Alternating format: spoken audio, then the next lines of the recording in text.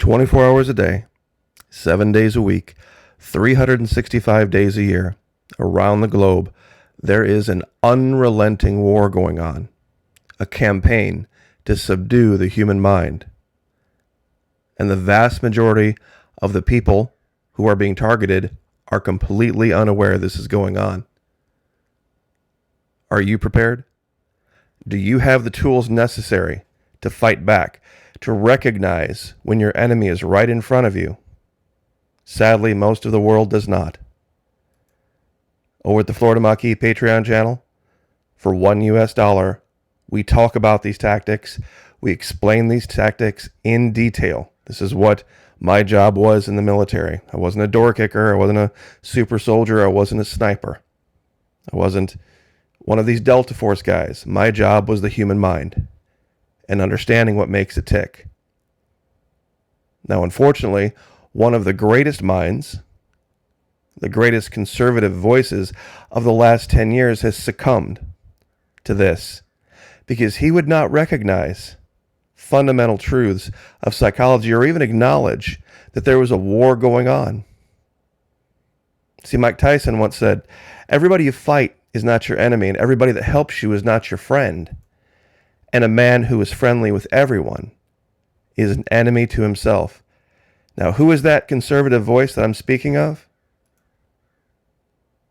Jordan Peterson. Conservative superstar, psychologist, quits Twitter. Jordan Peterson has abandoned his Twitter account with 2.7 million followers. Now, some might not think this is a very big deal, but this guy is a celebrated and highly trained psychologist.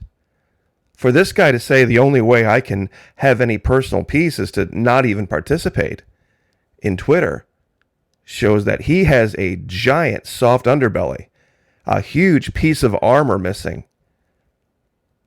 Here's the story. After criticizing the incentive structure of the social media site and accusing it of being dangerously insane, famed, pay attention here, Canadian psychologist and public intellectual Jordan Peterson announced on Tuesday that he is leaving his Twitter account and its 2.7 million followers behind.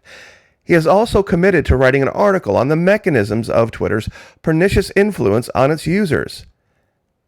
Peterson says his previous experience of abstaining from Twitter for 3 weeks allowed him to read and write more. It was a genuine relief, he wrote, but as soon as he returned to Twitter, he said his life instantly became worse. Quote, the endless flood of vicious insult is really not something that can be experienced anywhere else, he wrote in one of his last posts, adding, quote, that the incentive structure of the platform makes it intrinsically and dangerously insane. You see, he just won't acknowledge something because culturally, Jordan Peterson is a Canadian. And what do we know about Canadians? Their culture is one of hyper politeness, being nice to everybody, be everybody's friend. You see, that's ridiculously myopic, naive, and like he said, dangerously insane. See, the only dangerously insane people are the Canadians. This idea of not even acknowledging that the platform could be used for weaponized psychology or that he didn't even see it shows something. That it's more than just knowing. These were his 12 rules for life. Fix your posture. Get your house in order. Find and live your personal truth. Accept that inequality exists. You see, this all looks good on paper. You know, and you think, man, guy sold 1 million copies of his book. He really must know something. He had a huge blind spot. What was that blind spot? The war. This idea that there could be people out there weaponizing the internet to achieve their political ends, and doing so in a way that even a trained psychologist couldn't see it. Or that his only way of dealing with it was just to leave. No tools to fight back, no offensive weaponry. I don't think that's personally the case. I just don't think he wanted to admit it to himself. I don't think he wanted to admit that there was a war, and there were good guys, and that there were bad guys, and that there were enemies, and that they needed to be destroyed. This is Jordan Peterson's YouTube channel. I mean, this guy has a huge following. 10 million views, 5.6 million views. I mean, everybody has known who this guy is, and that he's conservative and he's Canadian. Wouldn't you think a conservative in Canada would be public enemy number one up there, given what we've seen from 2020 to 2022?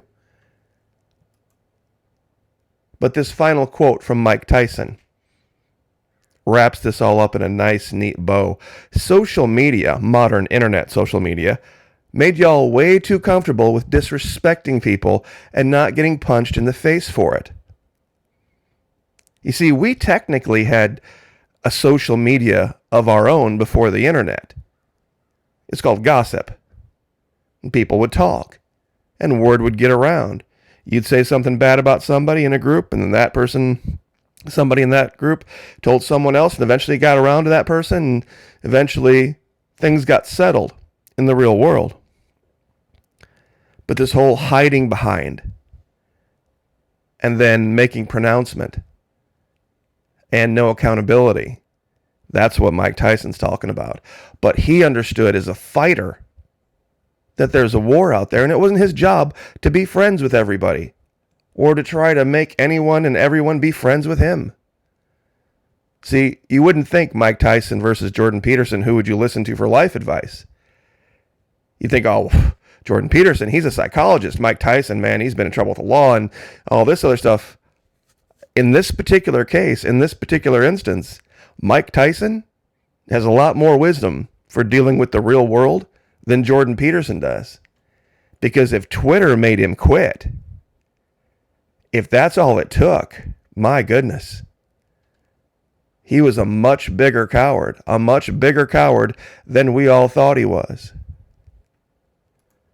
I mean, truly, when you read through here, the endless flood of vicious insult is really not something that can be experienced anywhere else. What? Who cares?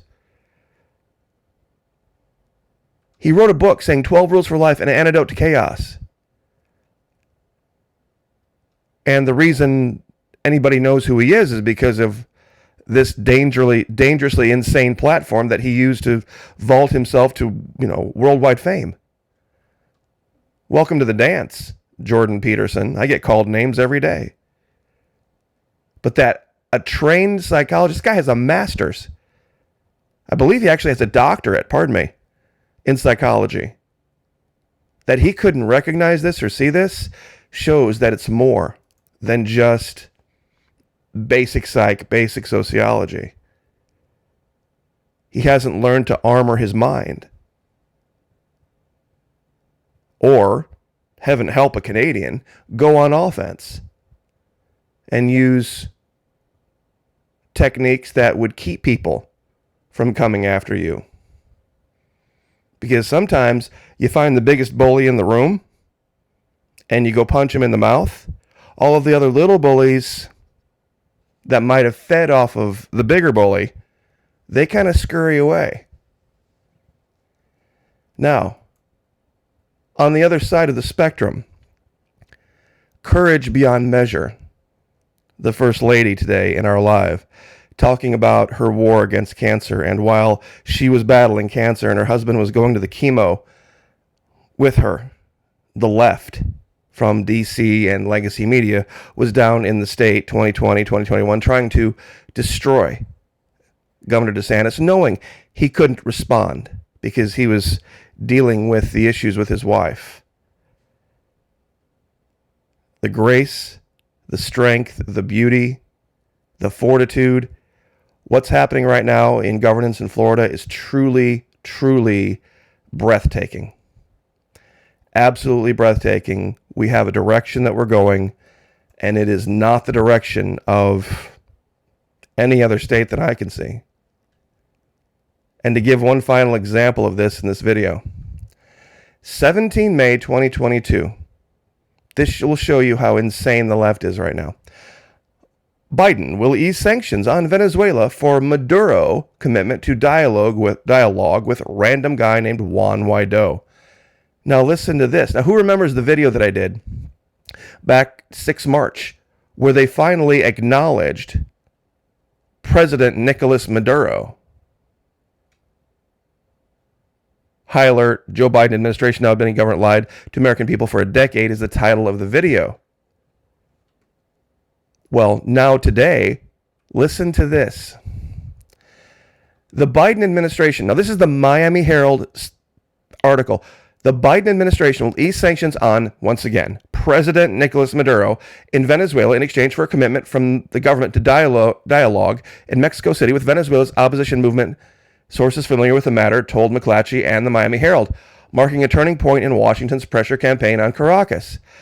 Now, what do they refer to Juan Guaido as? Interim president. They're also going to allow Chevron to begin talks over potential future oil, remove a couple people from the sanctions list.